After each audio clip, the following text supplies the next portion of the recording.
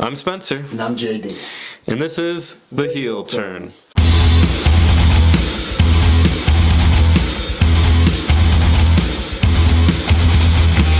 Today we're looking at WCW Nitro! This is the 24th of February 97.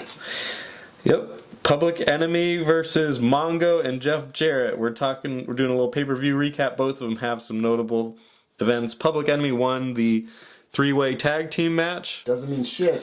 Yeah, later on, it's very confusing how that works out. And then Mongo and Jeff actually fought each other at the last pay-per-view.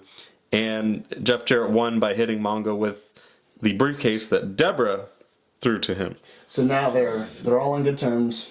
Now they're the best of friends. Best of friends. Mongo and Rock come out first. Not The Rock, just Rock. Bit of a shoving match, really to start things off. Yeah. Because Mongo works very fast. So there's a grunge tag in. Of course, Jeff Jarrett's tagged in, and they sort of go at it too. There's some decent teamwork here between Mongo and Jeff Jarrett. Yeah, man. I like it because they patch things up. They patch things up, and then they're like, "Hey, it'd be a great move to compliment you.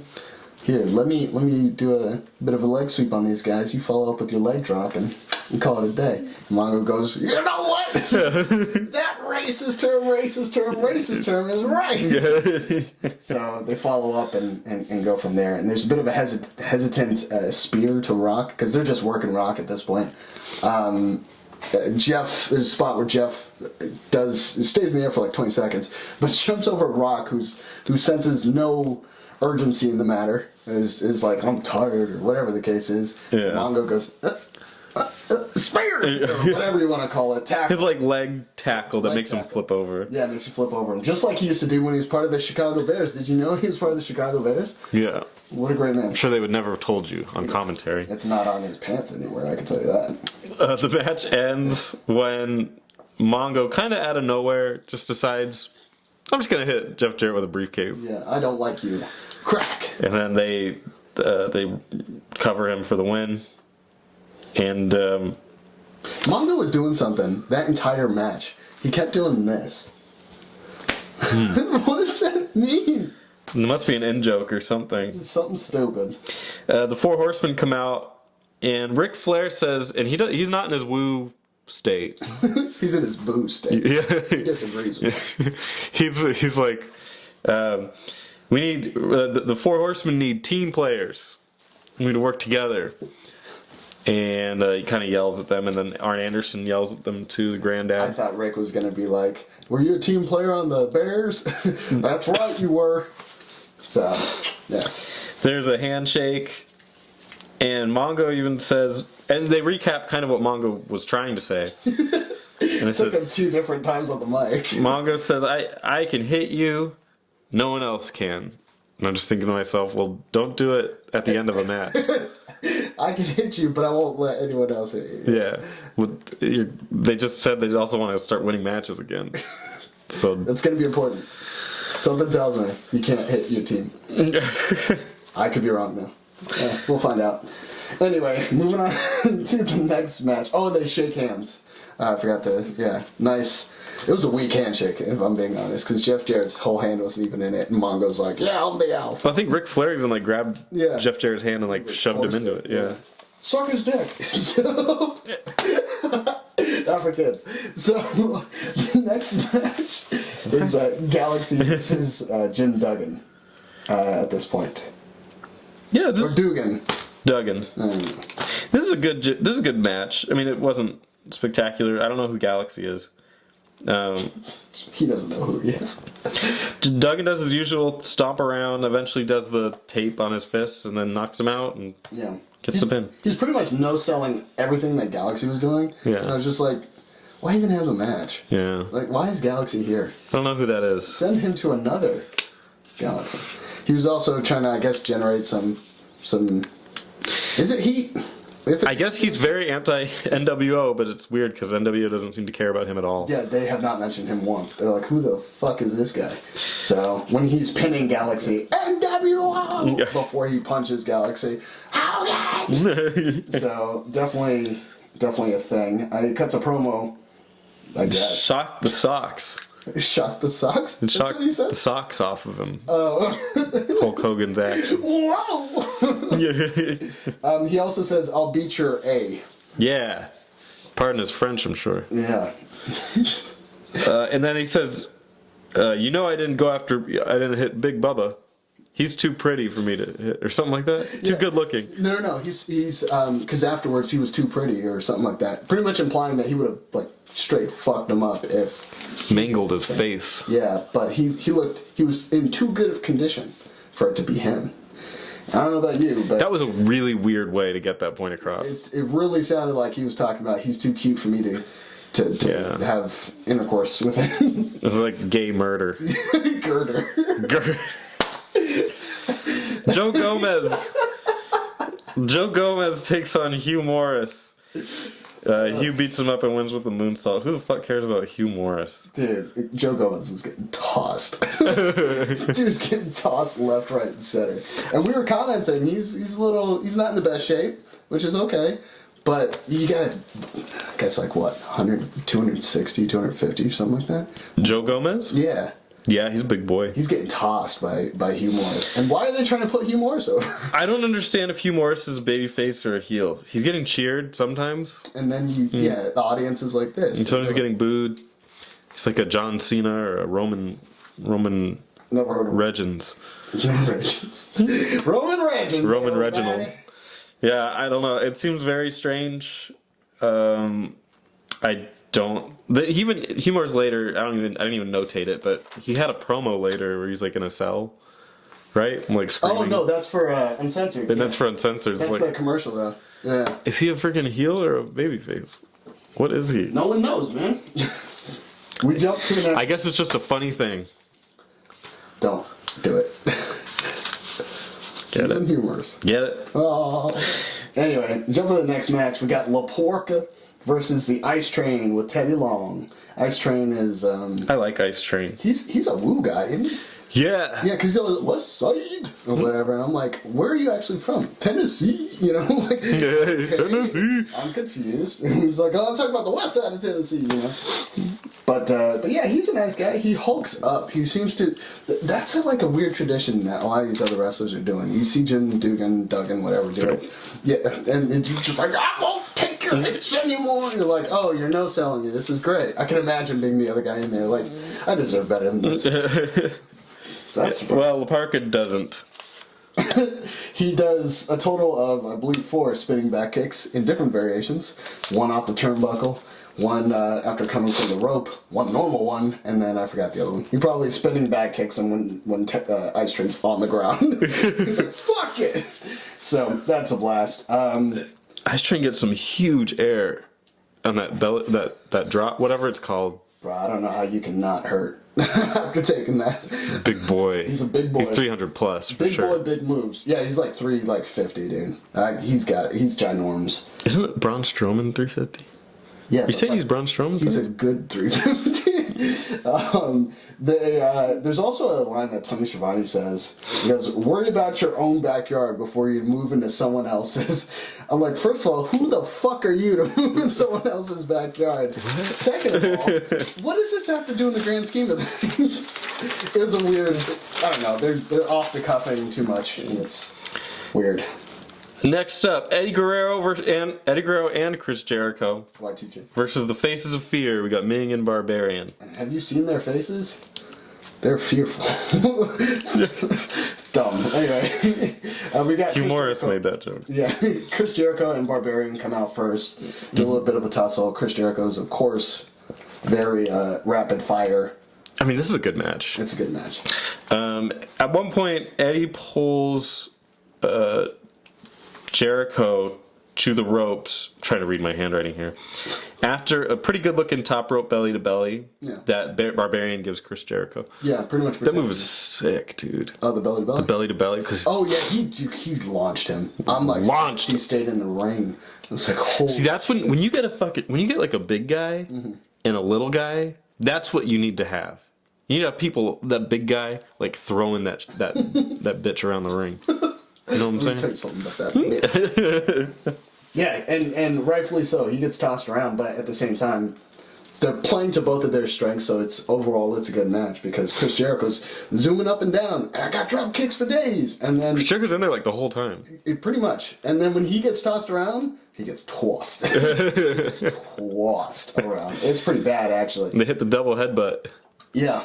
The double murder suicide. The quadruple double murder suicide. Whatever. Remember Chris Benoit in that tragedy? Never heard of him. He's not a Hall of Famer. But yeah, so essentially the double headbutt, and at that point you're thinking, all right, man, it's game over at this point. But no, actually, Guerrero breaks it up. Guerrero is just breaking it up, and that's his homie. And I actually like them as a tag team because of how they operate together.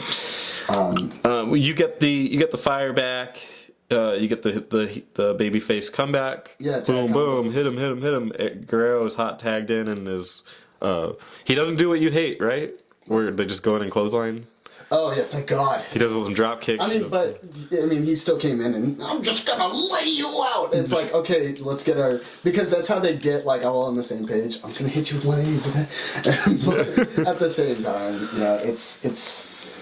it's okay. Theoretically, Guerrero's going for some kind, like maybe a top rope Hurricane Rana or something. I think he was on the mat at that point, wasn't he?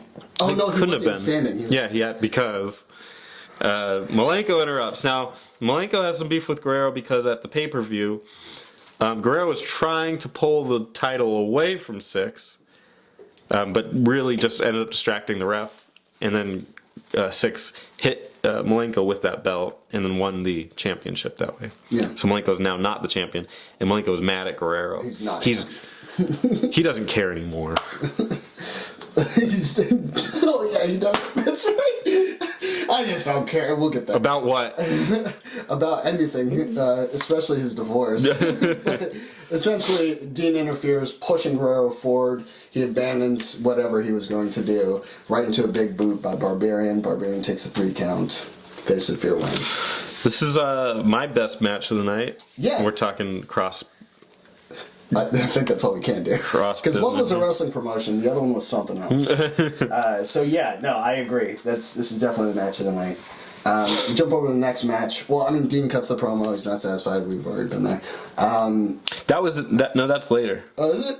Yeah, that's when his match. Oh, that's right. We'll get there. Next match. That was actually okay. That was a good match too. But We got I can never say Juventud Guerrero. Guerrera versus Ray Guerrero. I gotta be honest with you, I didn't write too much notes on this because it's your typical luchador match.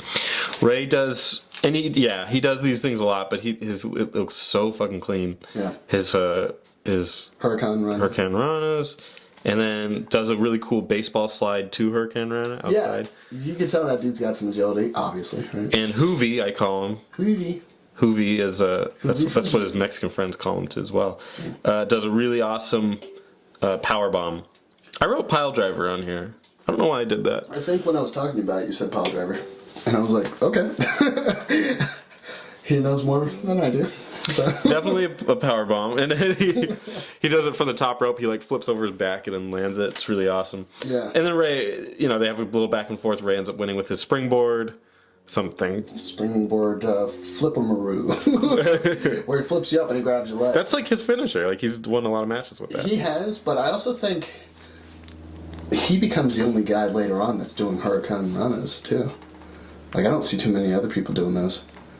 Maybe John Cena. No, I'm sorry. He's famous for his Hurricane Ranas. Maybe Roman Reigns or Ahmed Johnson. Yeah, I guess you don't really see too much lucha stuff in. No. Yeah. You don't. Pat Tanaka versus Prince Iaukea. Is this for the TV championship? Yeah. It is. Okay, I never tell. They should. No, it's not. It's not. Okay. I said this is just a cruiserweight match because I don't think he's carrying the same. Is Pat Tanaka a cruiserweight? I guess I can't tell because he's wearing a fucking schmuck. He never got out of his gimmick. Let's be honest. This is a washed-up gimmick where we're so used to seeing. Granted, WCW is trying to push be more experimental. You've got Japanese wrestlers. You've got Pacific Islander, you have luchadors, and you have just the normal guys, and you got technical guys. A lot of variety there. This is too much variety. Yeah.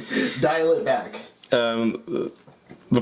Pat Tanaka, I do want to mention, comes out to Goldberg's music. I know we're not supposed to know what's happening later, but that's Goldberg's music. We all know that. What the fuck? But instead of coming out and shaking your shoulders off and breaking your neck like 8 times, it's just a guy who's like... Yeah, he's seedy. It doesn't fit his...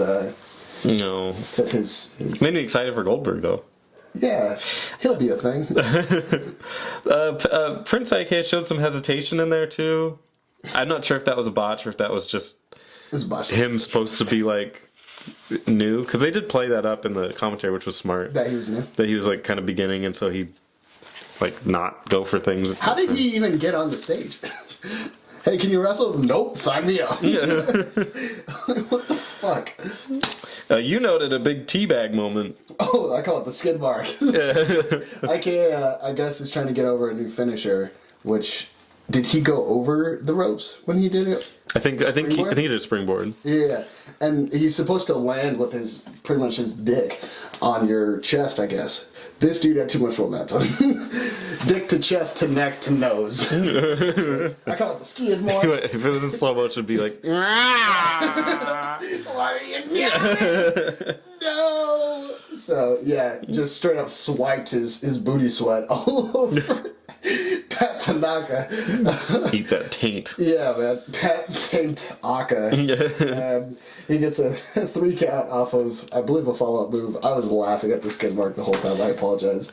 I call this match garbage. And his pin, the shoulder was clearly up. Yeah, you mentioned that. It was like his shoulder was not on the mat. What are we doing here? This guy, okay, this I put down as the worst match. It was not that bad. And honestly, a couple matches on Raw probably could have taken that. But they were just, I don't know. We'll get to Raw in a second. We'll get to Raw. Yeah, go ahead. We got Ultimate Dragon with Sonny Ono versus, I did not write down Dean Malenko for whatever reason. Just wrote versus. Here comes a new challenger. Versus! Right. You gotta beat Dean Malenko to unlock him as a character.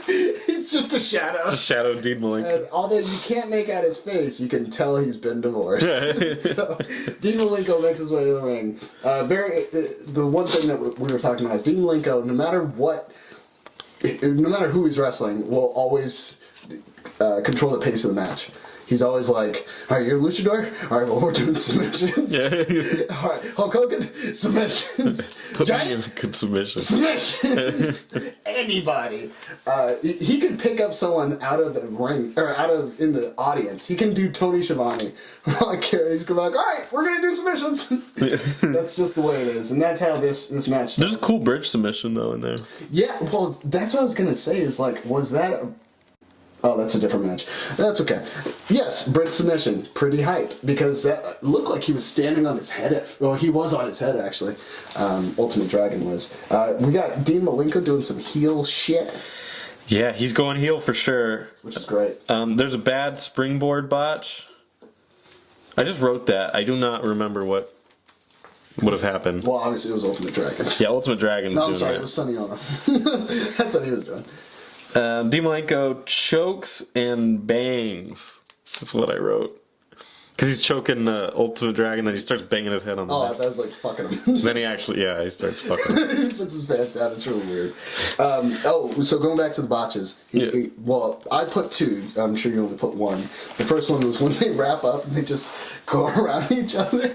I give that a pass. And then Ultimate Dragon comes up. That's when he tried to do the springboard, and then he slipped off at that point. So it was like, oh, because then you were defending that, and then you're like, oh yes, I know what it is now. Yeah. I give that the first botch where they're like struggling to just one toss them out the ring. I give it a pass because as long as like the thing kind of happens, it makes it look like it's a competition, or it's like a struggle. If they can make it look at least like that, then I'm okay. I thought they were trying to go to like stretch his back or something like that, like the way their footing was. I don't know, but to me, it's like they turned into something, and that would be a thing in the match. Yeah, it's the second one where he fucked up the springboard. That's where. Oh shit! And it was funny because I was literally explaining to you, nah, it's not so bad. And then he fucked up the springboard. I was like, okay, Wait a well, minute. that was horrible. Let's take a look at this. Can you imagine in his head? Fuck. I'm fucking up. Do everything wrong. Oh man! But it looks like Ultimate Dragon actually tries to steals Rey Mysterio's move, his roll up that we just got done talking about. He's like, let me do that. What might have been what he was trying to do at that one spot that he botched. Oh. Rolls up Dean Malenko. You can't do it like Ray, dog. So obviously he kicks out at that point. And then Dean, like you said, chokes and bangs. Chokes and bangs, baby. He legit knocks out Sonny Ono. Yeah, he chokes him hardcore chokes him. And the ref doesn't disqualify him then. He's like, oh, well, he's still breathing. This is okay. And then it takes Sonny Ono getting up there being like, hey, I dislike what you're doing. And then straight up clocks him and then goes, back to joking. And then that's when... Yeah. Yeah. Well, I like seeing people get disqualified for kicking too much ass. I think that makes me happy. I don't think Ultimate Dragon likes knowing that he got his ass kicked so hard. The other guy got disqualified. Yeah, that's not fair. It's just a kid. So, yeah. And then Dean walks out and speaks with Mean Gene to cut a promo. He's still mad at Six. He hasn't forgotten about you, what you said about his dad. Six had said some things about Dean's dad. I don't like your dad. I hate him. It's like, But now he's mad at Eddie Guerrero, and he doesn't care. you know, He just said that and then left. So yeah, I don't care. Care about what? Okay. Which, honestly, is Six Mexican? no. I feel like he just hates Mexican people. He's on a crusade against anyone who he wouldn't choke. He wouldn't choke a white guy. You don't think so? I'm joking. Yeah. But yeah, leading up to the next match, we got DDP versus Squire Dave Taylor. Who? Yeah, that's right. This is a bullshit ass match. It's almost like 2 seconds long. He just hits a TKO, which is really, it's his like a diamond cutter variation. Put him on your shoulders, flip him back, and then hit the diamond cutter. It's cool. Looks good. You forgot about the double slap from Squire Dave Taylor. He slaps him, he's like, stop. Let's log that into a move that looks like absolute shit. Maybe that's a badge we need to create. Absolute shit. Worst looking move ever, or Worst move. worst move ever is That's what this one is. literally like there's no sense of gravity. There's no sense of anything. He just jumps in the air and then like puts both his hands forward on his face. It's the praying mantis move. NWO comes out to their bullshit ass music that I'm getting sick of hearing. Bow, bow, bow. Sounds like a car that can't start up. And then they patrol the ring. This is Scott and Kevin come out, and then they patrol. They come to the opposite side, and good old Macho Man comes into the ring. Cream of the crop comes in, and I don't even know what he does to DDP. Hits the elbow drop. Well, like to get him down. Oh no, they just beat him up and then he spray paints NWO or spray paints lines that don't look like anything, like zebra. Never known for his penmanship. And he hits the elbow drop on him. Striking a pose before. But DDP is not alone. He gets rescued by a fan who runs in and tries to save him. Gets wrecked because Scott Hall legit caved in the back of this dude's head. He was just literally going dunk, and the guy's like, "Shit, it's real." It's just like dunk. I knew I was right. Yeah, it's hilarious. Can I also mention that when DDP showed up, he did his whole like slaps his own hand gimmick, and then somebody flipped him off. Oh man, that was the most I'm upset you flip off. Because if it's right side up, you're like, oh, fuck you too. But this guy's upside down. Fuck you. It's like, oh god. That was awesome. He might come after me later. Hulk comes out. Hulk being Hulk. You know, this is how you know Hulk's being Hulk. If he starts any promo with, well, you know. Well, listen here, brother. If brother's not in the first sentence, he's not Hulk Hogan. Yeah, something's wrong. Yeah, he's got a monopoly on the word brother. And then Miss Elizabeth comes out and is happy for whatever reason. the drugs are starting to work. Yeah. And she gives a really awkward hug to her divorced husband, and her soon-to-be husband starts the next match with Harlem Heat. Harlem Heat versus Giant and Lex Luger. I was looking forward to this, but it also doesn't make any sense because Public Enemy won the three-way. No, we don't talk about that. So how do you have a three-way where it seems like it's clearly like the winner of this team should be the next in line for the championship? Well, it doesn't really matter because Eric Bischoff comes out. Yes. And in addition to saying Public Enemy will never be number one, goes, give me the fucking titles back at that point. Which is basically what happened to the Steiners. Yeah, but except this time they're not in a car accident. They can actually fight them for it.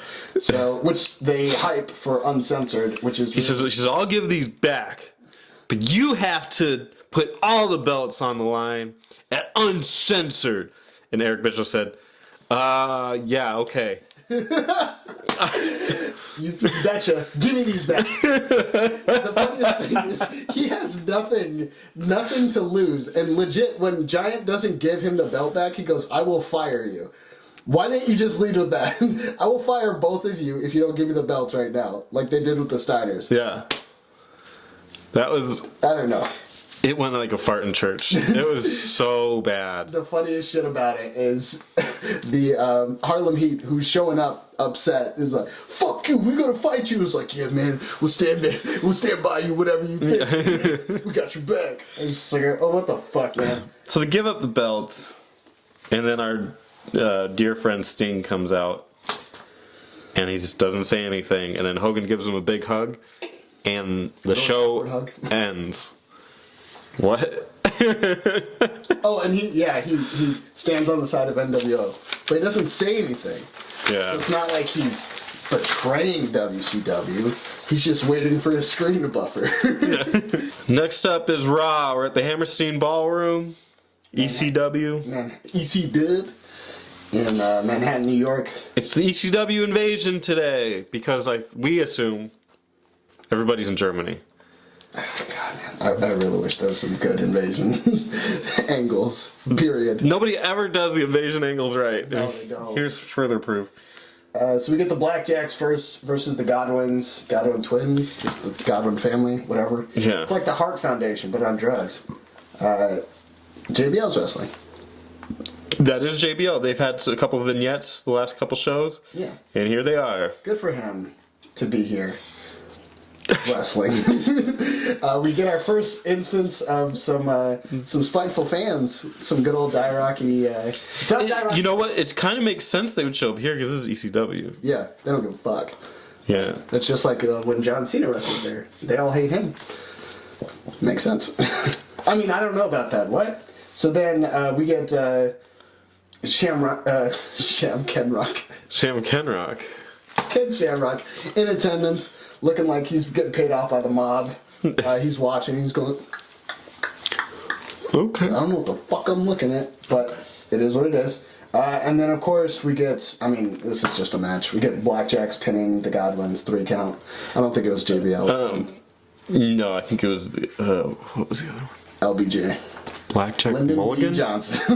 I don't remember. His foot was on the rope, the bottom rope. The one of the Godwins, and they just one of the black guys. One of those blacks had a foot on the rope. Ah, damn it! One of the Godwins had the foot on the rope when they got the 3 count on him, and the ref was like, "Oh well." Pretty much. That's the show, by the way. The ref's count is final. That's pretty much the whole show for me. It's like something happened, and they're like, "Whatever." They tuned it out. Paul Heyman comes out with the Blue World Order. It says some pretty funny shit. Talking about what are we ripping off when they talk about the Blue World. I don't know what you're talking about. It's not a promo with WWF. I don't care about it. Well, Vince said like something that he said. Are you sure it's not ripping off merchandising? He says like he's very crafty when he says like, "You sure it's not ripping off merchandising rights for another company or something like that." Maybe another promotion? I don't know. You can't tell. But we get... Stevie Richards versus Nunzio. I don't know if he's even called Nunzio at this point. I just know that's Nunzio. I didn't have too much notes for this. I didn't even write either one of their names down. I just wrote Paul Heyman and the New World Order. But Raven comes out. That's nice.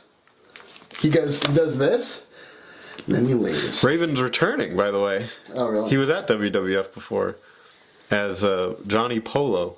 That sucks. Yeah. Sounds like a bitch. They do a thing in this match that they do throughout the show, which is they put that cut-in interview, and they're really unfortunate with how they do it. One, sometimes they put it during the finish of a match. Like, why would you do that during the finish? And two, the volume is really low. Yeah. It's very difficult. First one up is Goldust, right? Yeah, and Goldust is doing one of those serious promos, so he's like, I'm gonna find you, and I'm gonna beat you down. And the ECW fans, ECW, and he can't really hear what he's saying. Oh man, yeah. So that's a thing. We get a Sweet Chin music. Oh, and Goldust does talk about China. Oh, And he calls her it, which is the funny. He says, he or she or whatever it is. And I was just like... And Goldust is like the poster boy of androgynous. Yeah, I was like, bro, what are you doing? They should have a match. They might have a match. They probably will. To be honest. Stevie wins with Fight for gender rights. Jesus. Sweet Chin music. It's 2019. Monster. Stevie wins with Sweet Chin music. He's clearly making fun of Shawn Michaels. Mm-hmm. Actually looks like he connected really hard on that one. Yeah, it looked painful. His knee wasn't even fully extended. Sunny promos on Marlena. Mm-hmm. Marlena. She's going to be arm wrestling her. Why? We don't know. But Honky Tonk Man will officiate the arm wrestling match. I think Sunny actually has a good promo here. Yes. I think they both have a good promo. I'm surprised Marlena has a good promo. But then again, you get shooken up that much. You're getting over your nerves real quick. Yes, of course Marlena has all the bandages. Did she actually have bandages? Yeah, underneath her clothes. Sure. She had the bandages there. And then Sunny takes off her robe, to much to the delight of the crowd. Preteens everywhere. And Marlena says it has the best comeback, I guess, to that whole thing. She says, "Shots fired. I'm glad you took a couple minutes off of your normal job at 42nd Street to join us here." They showed us. That was awesome. Just like, oh, Marlena very at home with the ECW audience. Yeah, that was fuck it. That was perfect. Yeah. And then Sonny's like, oh, how dare you? It's like, bitch, how you... You're literally a whore. You are literally a whore. If your job is to take your clothes off in front of a group of people, like what? What do you think? What do you think is your life? Well, you be a pro wrestler. Wow. Male pro wrestlers. They do other stuff once they take off their clothes. Yeah, but why do they always have to be shirtless? Chris Jericho. But we get a bunch of false starts. A bunch of cock teases, as I call them. Leading to a little bit of a back and forth in the arm wrestle match. No chance of breaking either one of their arms. So it's okay. Yeah. But this leads to, I say Marlena still won because she did knock down Sunny's hand, but Sunny goes, here, take some of my baby. When we keep saying Sunny, I keep thinking of Sunny. Oh no. Obviously, they're very different. Just a little bit.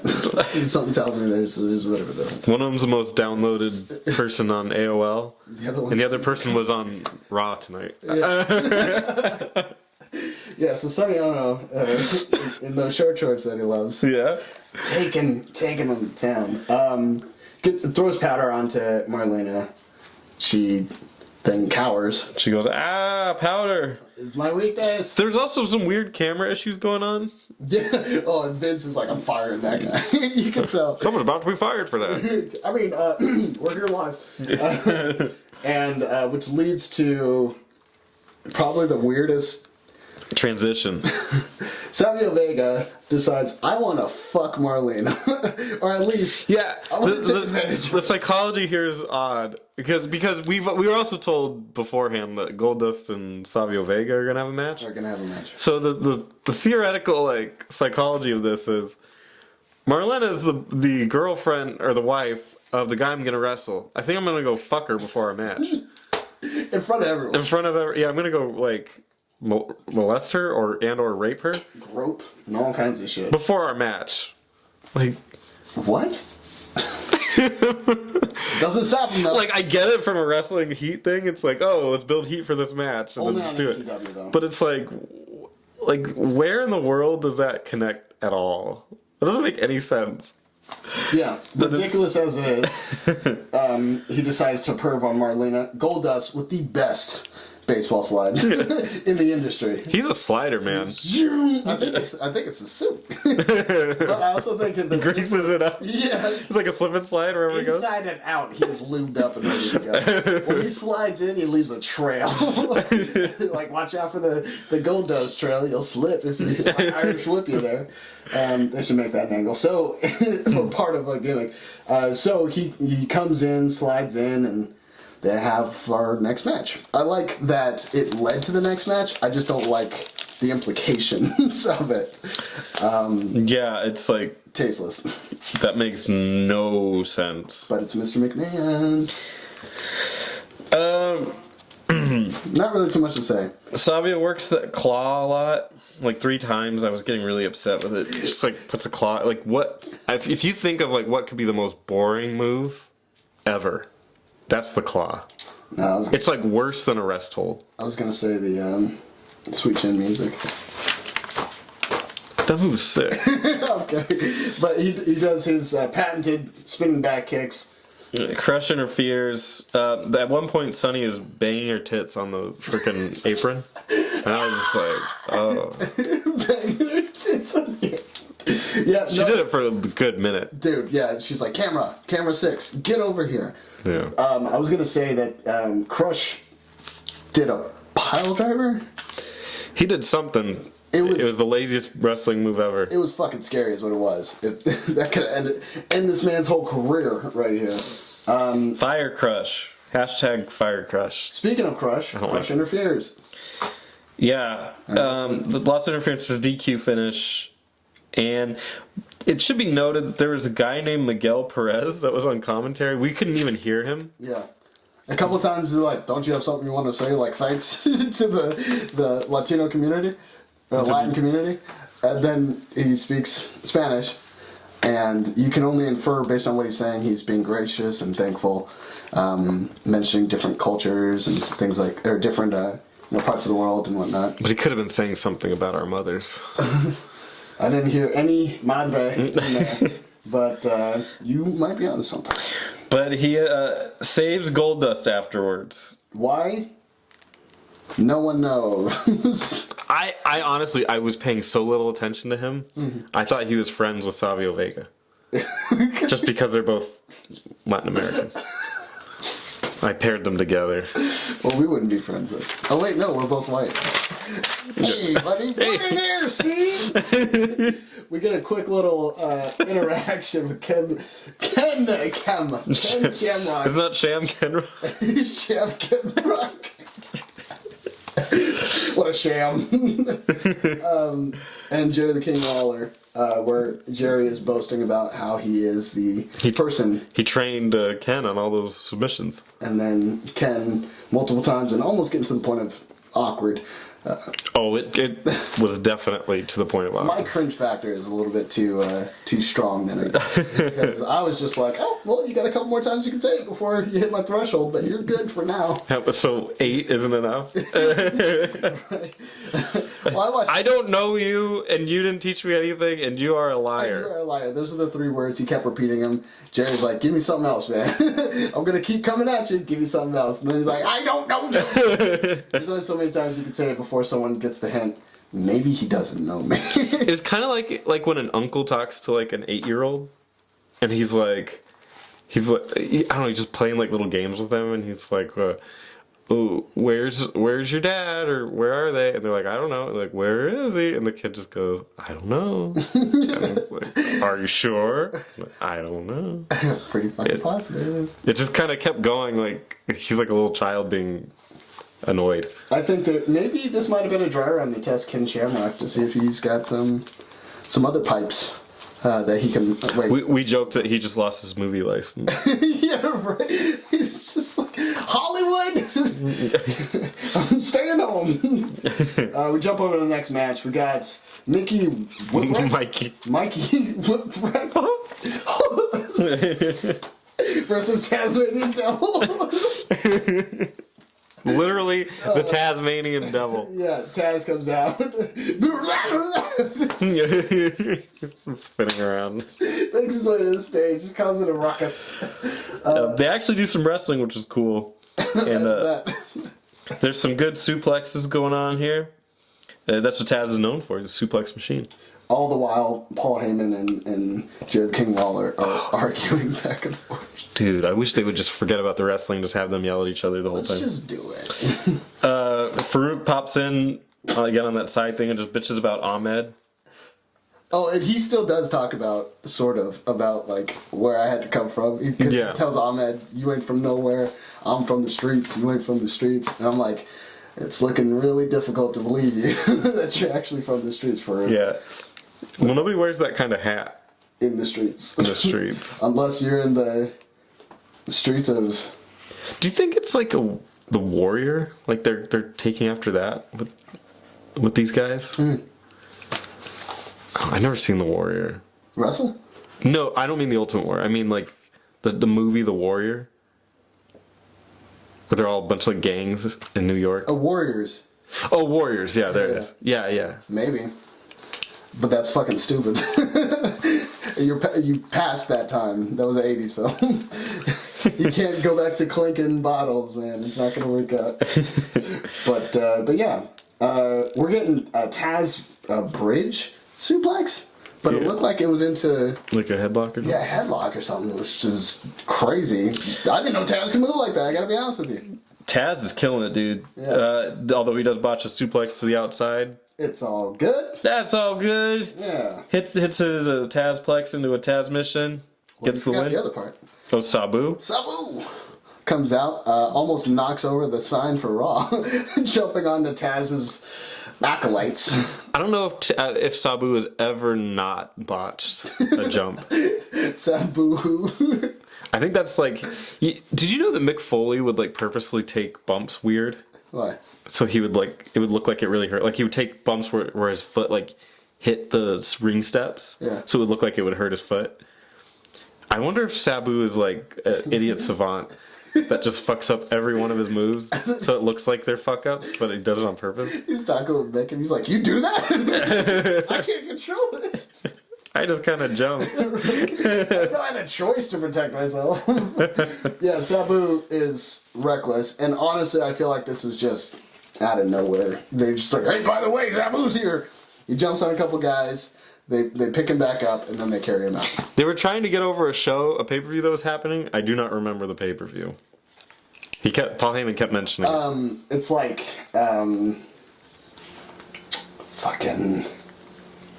it's almost like uncensored, but it's like Raw and Uncut or SmackDown or some shit, or AEW, I think it's called.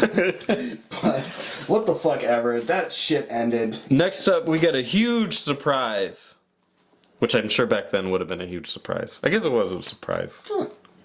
Headbangers versus the Legion of Doom. Mm-hmm. Road Warrior Animal and Road Warrior... Canimal. Those two guys. Road Warrior Hawk. Canimal's a great guy. This would have been cool if it was one segment. But for some reason they decided to drag this out to two segments. Yeah, they were spent. Watching these guys just run around, like, having to get up and kick out of pins and stuff.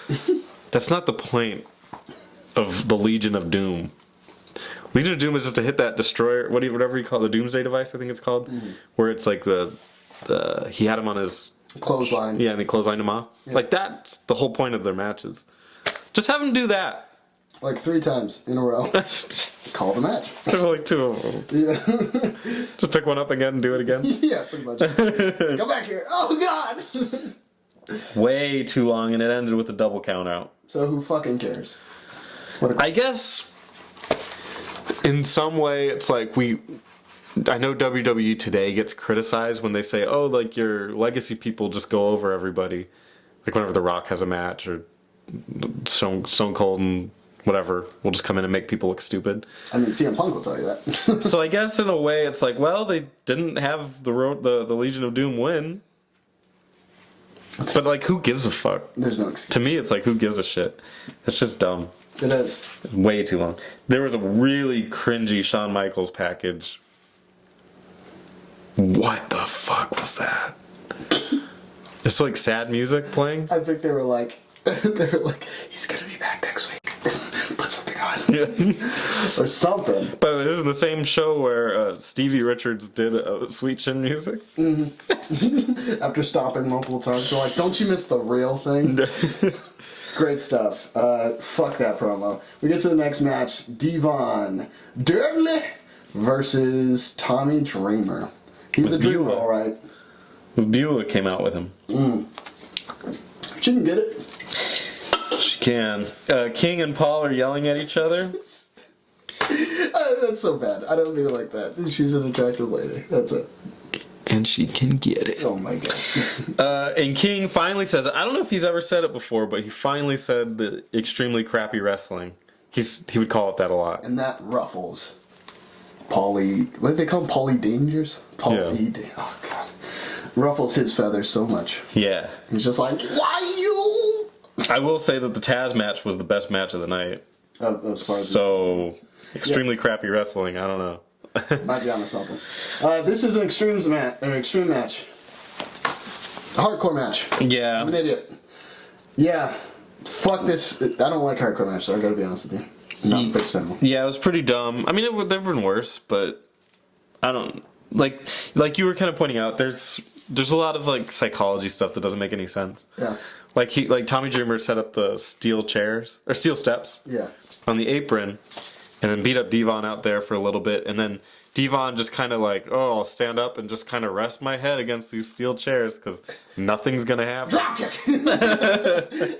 And then you're like, oh, fucking, okay. And then he goes, alright, I'm gonna do the same thing, but in the ring. Yeah. And a lot of these things are really tacky, so like getting him over, the ropes and stuff like that, it's a pain. Ask Mark. Not Anthony. Sexual Chocolate. Mark Henry, who had a hard time getting a steel set of stairs over, and bounced back on him. He threw it back again. Yeah, really breaks the illusion that these things would ever hurt anybody. Yeah, right. He's like, oh, this is like lightweight. Yeah.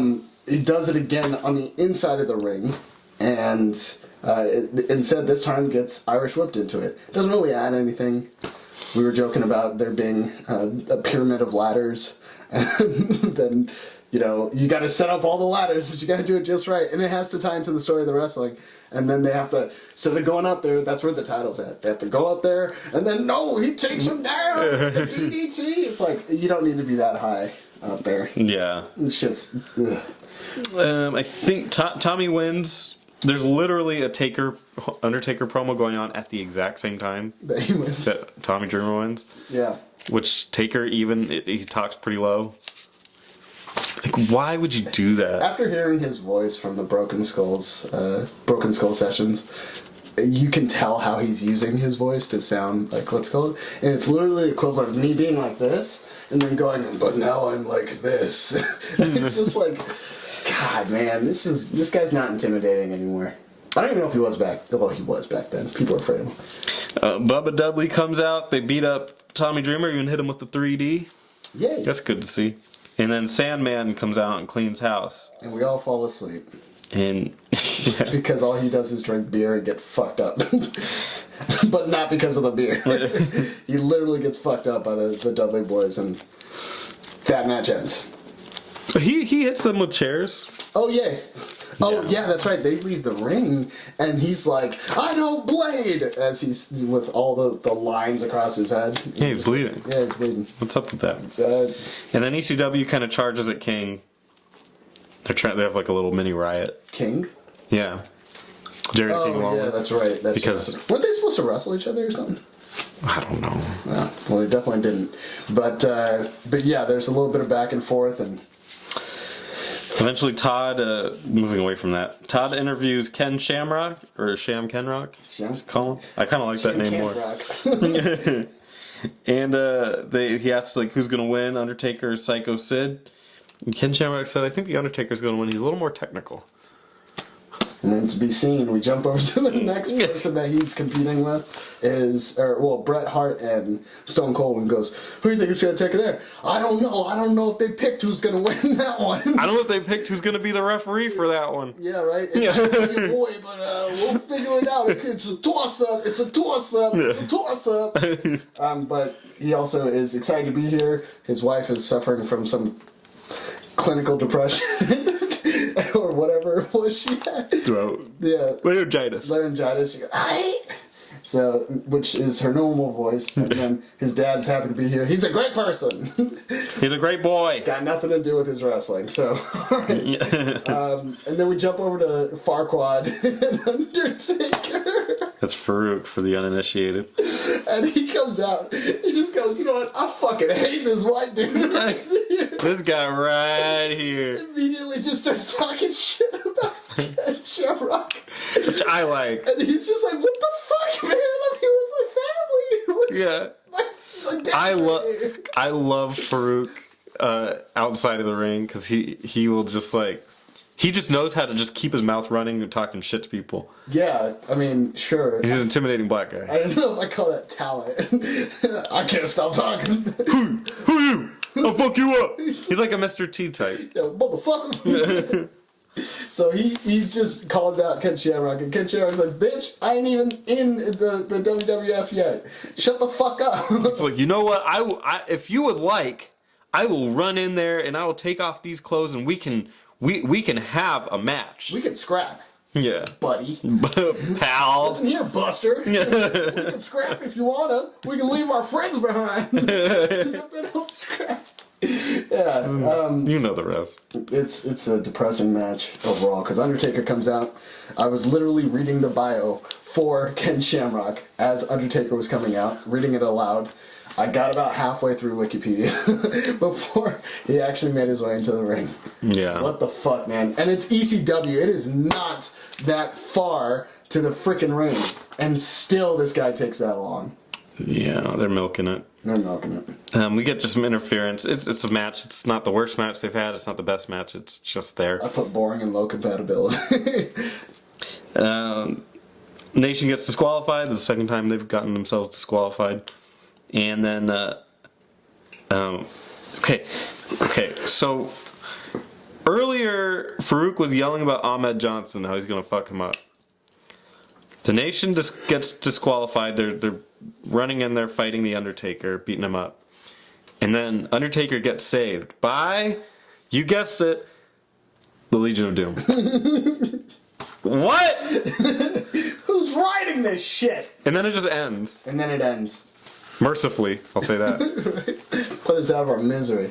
This show sucked. Extra shot of cyanide. Yeah, this is probably the worst Raw I've ever seen.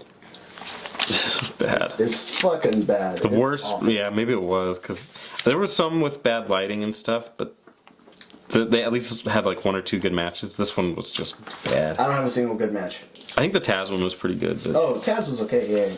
But it's like a default. By default, you win. yeah, Everyone else almost. fucking sucked. I don't even know what to say about this other than Nitro won. Nitro wins. Nitro wasn't that great either, but at least it had the Chris Jericho match was good. Man, I don't know. That Harlem Heat match was incredible. You got the entrance. Yeah. That's all that counts. But that's like getting the meat without the potatoes, man. Like, come on. Give me the whole spiel. So, yeah, the Chris Jericho match was definitely the match of the night on that one. On this card, we'll give it to Mickey whatever.